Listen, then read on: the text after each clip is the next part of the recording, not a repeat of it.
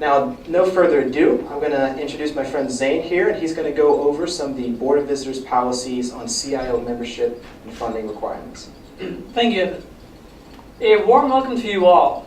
So, to really satisfy the criteria of becoming a CIO, really 4 things you have to satisfy.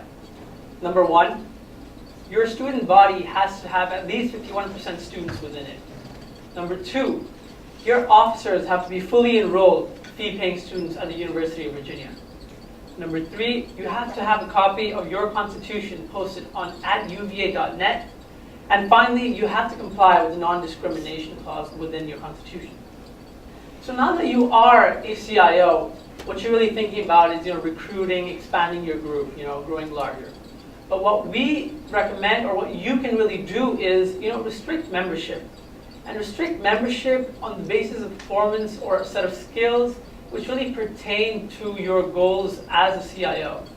So, for example, say we have a McIntyre organization.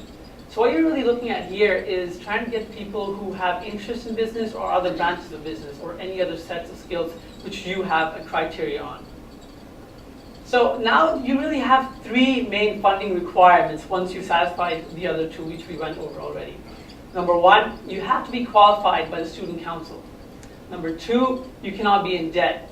And finally, you cannot copy or duplicate the goals or objectives of another CIO.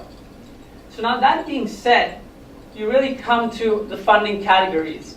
And we have a list of 12 or so categories where you can identify yourself as.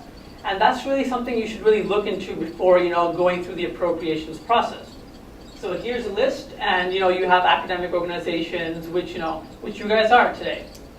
Without further ado, I would like to hand over to my colleague and co-chair, Garrett